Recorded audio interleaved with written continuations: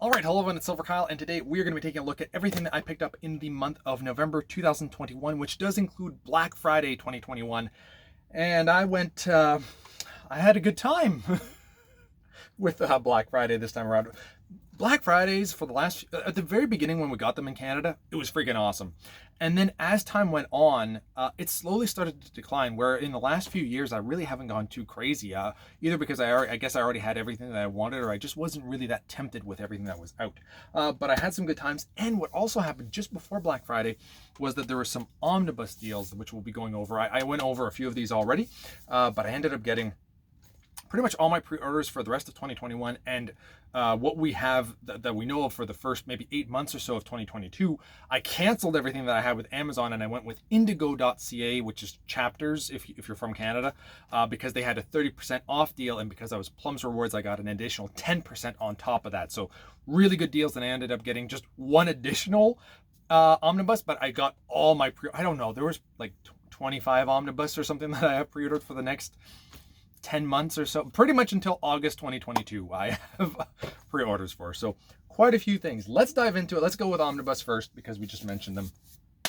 And this was the only one that I hadn't pre-ordered because it was just coming out and I didn't want to screw up the chance of getting this. So this one I kept. I think I ended up paying, I don't remember what I ended up paying for this one, but this is the Batman by Snyder and Capullo volume 2 omnibus.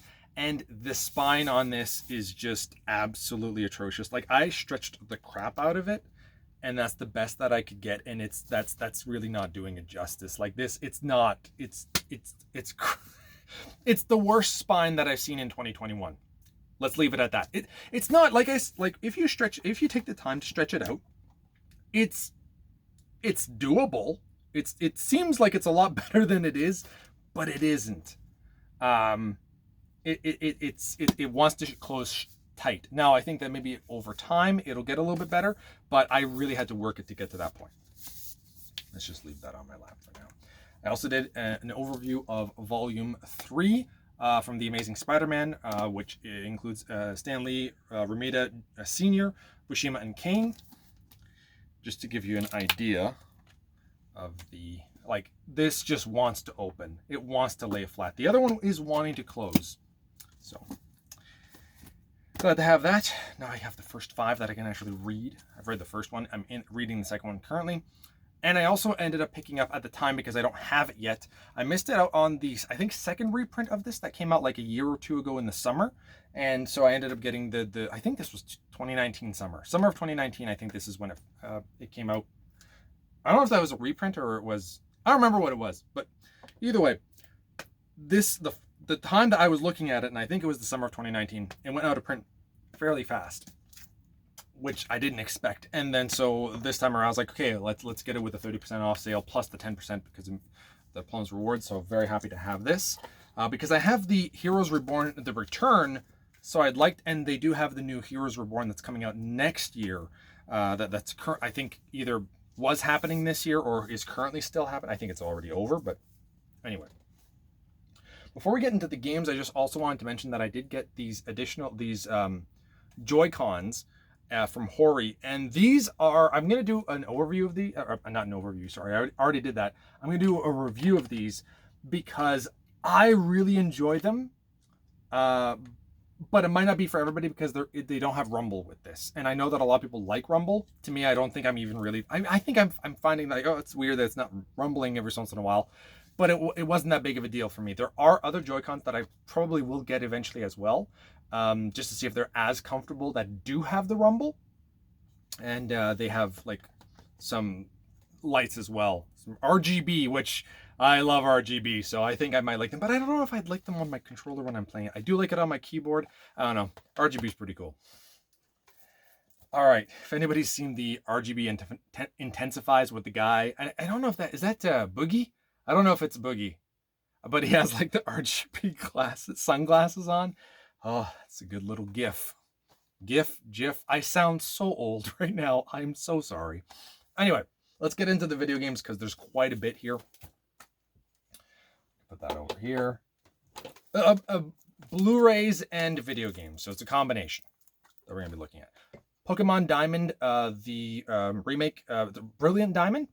I'm enjoying this, and it's interesting because I've wanted Pokemon for the longest time to go to like a real world where it's, third person, not the top down view. And I'm happy that they went back for this remake. I'm glad they didn't make it in the new style of I don't even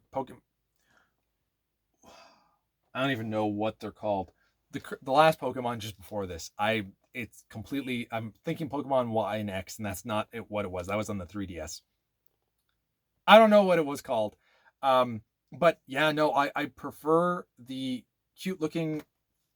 I think I could go with less cute. I want it to look, because if you think of the original Pokemon games, and I once again I'm dating myself, but blue version and red version, and then after that with silver and gold, it looked a lot darker. The Pokemon looked darker. It wasn't as cute. It was still cute, and it was still meant for kids, but it didn't look like so polished. Like these games nowadays look so polished and cute. Even Mario, I feel, doesn't look as good as he used to, even if it's crappier graphics from a different era. I really do feel that they look a little, and I don't mean darker is probably not the right word. I'm not expressing myself correctly here, but they look more mature. They don't look as kid-like. They still looked like they were meant for kids, but they didn't look like they were meant for 4-year-olds, is what I'm saying. And I'm not saying that these games are meant for, 4-year-olds can play this.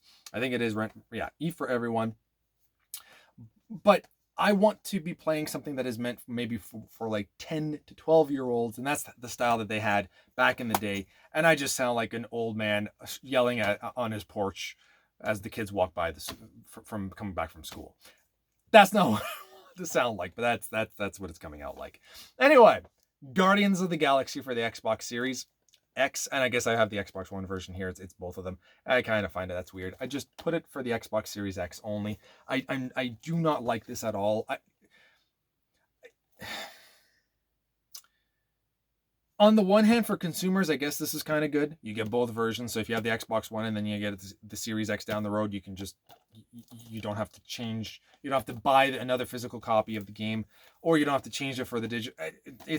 But I just don't like that they look all the same. I don't like that it's the same exact. This can just plop in with the other physical copies that I have of the Xbox One and the Xbox Series X, and it looks like it just continues, and I don't like that at all. I want a different, like something different. I can't stand that.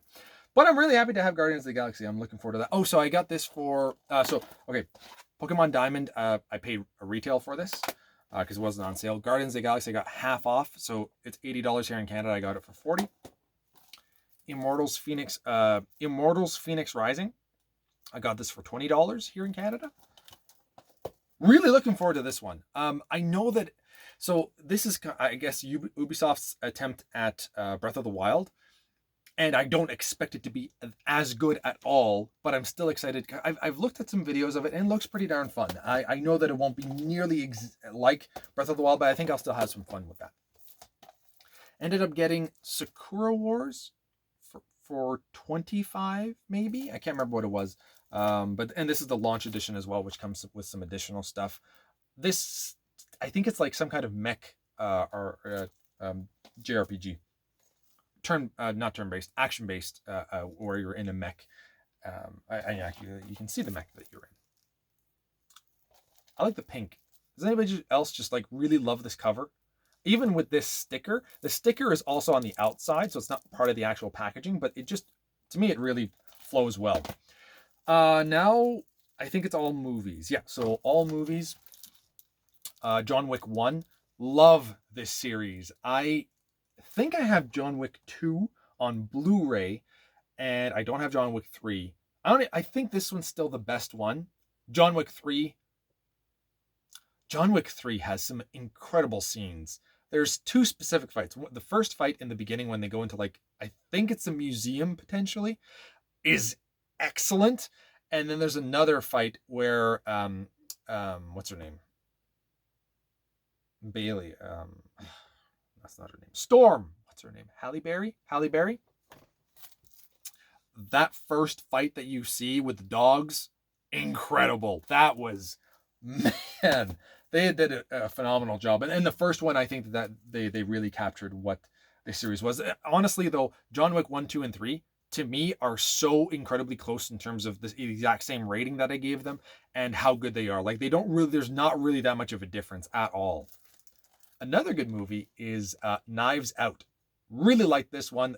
Incredible cast. And Chris Evans had such a blast with this movie. I really enjoyed watching him. Next up is some Marvel. The rest is all Marvel movies on 4K. Because I need to have them all on 4K. Most of these I already didn't have, so I haven't double dipped too much yet.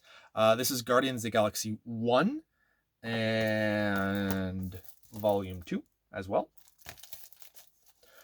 First one is like a necessity. You have to watch the Guardians of the Galaxy 1. 2, I think a lot of people didn't like as much, but I still really enjoyed it. It's just not on the same level as the first one. Doctor Strange, another incredible movie. The ending of this is near perfect, in my opinion. Well, near perfect. It just worked really well. I really enjoyed the ending of that. And Benedict as Doctor Strange is also perfect. I like his regular voice when he talks, with his British accent. It's not an accent because that's just, that's his voice. But when he puts on an American accent, it's the same thing with House. He has an awesome American accent. They can pull off. They're incredible. Like, I feel like when Americans and Canadians try to pull off a British accent, it doesn't exactly sound the greatest. Some people can do it really well, but I find that when a British person wants to put on an American accent, they nail it, and it sounds so good. Captain Marvel, which I'm gonna give it a second try. There's a few movies of the Marvels from the MCU that aren't my favorite. This being one of them. Captain America 1 and Incredible Hulk also. Ugh. I don't like those movies, but I want to give them another chance to kind of see if there's some redeeming qualities. I like Sam Jackson in this. I like the 90s vibe. I do not like her as Captain. The other thing with Captain Marvel is that she doesn't have any flaws. I don't really want to get too into it, but yeah, not as a female lead. I don't like her, the actress, which really shouldn't affect anything with the movie. But then I feel like she has no emotion. I don't really care for anything that she does. The Skrulls were cool in it. Yes, the Skrulls. However, another movie where they took a good female lead is Black Widow. And this movie surprised me because this is a prequel. It takes place after Civil War. So I was wondering how they would do that, if you know what I'm talking about, without spoiling anything. And I really liked it. I liked her family was kind of interesting, but the standout to me was this character right here. Awesome. Freaking awesome. And you get to see more about like the assassins, and they don't give you the exact. It's too bad that she didn't. I think that a lot of people wanted to see her have like how she was trained and everything, but you kind of get that with this. You kind of get that explanation. They have a few quick flashbacks, and it was done perfectly because I don't feel like we need an origin story all the time.